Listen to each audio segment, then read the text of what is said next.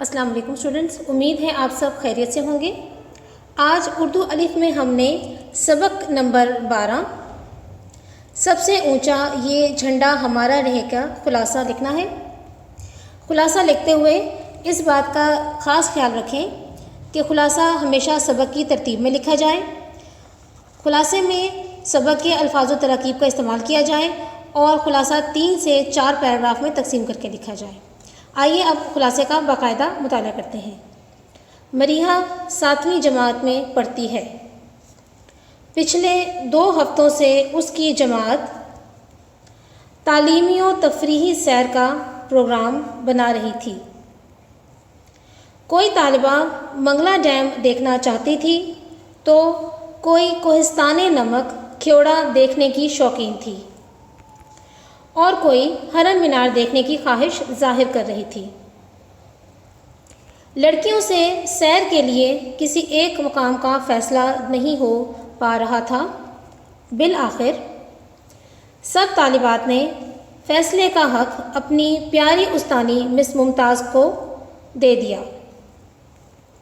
مس ممتاز نے کہا کہ انشاءاللہ تعالی ہم لاہور جائیں گے اور مینار پاکستان، بادشاہی مسجد اور شاہی قلعہ دیکھنے کے بعد واہگہ کی سرحد پر پرچم اتارنے کی تقریب دیکھیں گے۔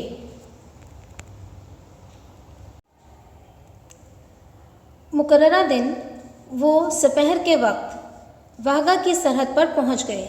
فضا ملی نغموں سے گونج رہی تھی۔ لوگ بہت پرجوش دکھائی دے رہے تھے۔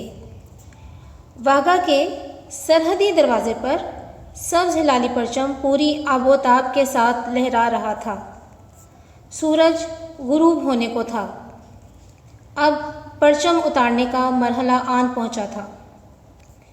پاکستان رینجرز کے چاق چوبند جوانوں نے بڑے ادب و احترام کے ساتھ پرچم کی رسی کو آہستہ آہستہ نیچے کی طرف کھینچنا شروع کیا۔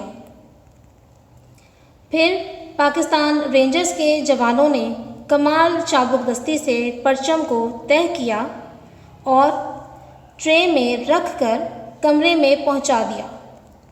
یوں یہ تقریب اختتام کو پہنچی۔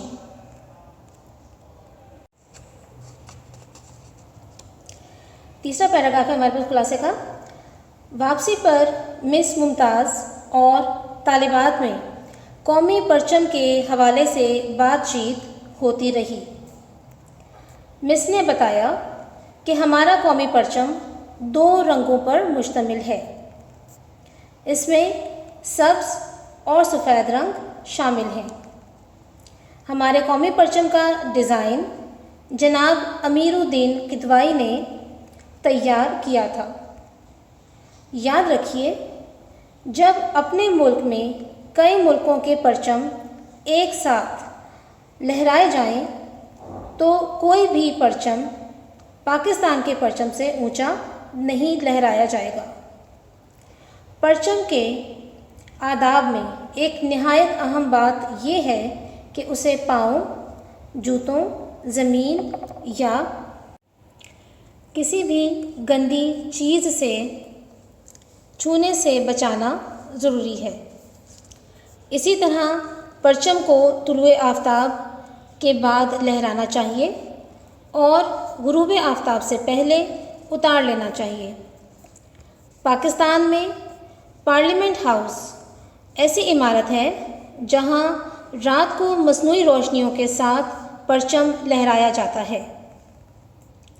یہ ہمارا فرض ہے کہ جہاں کپڑے سے بنے ہوئے جھنڈے کا ادب کریں، وہاں کاغذ یا پلاسٹک کے بنے ہوئے جھنڈوں یا جھنڈیوں کا بھی دل و جان سے ادب و احترام کریں۔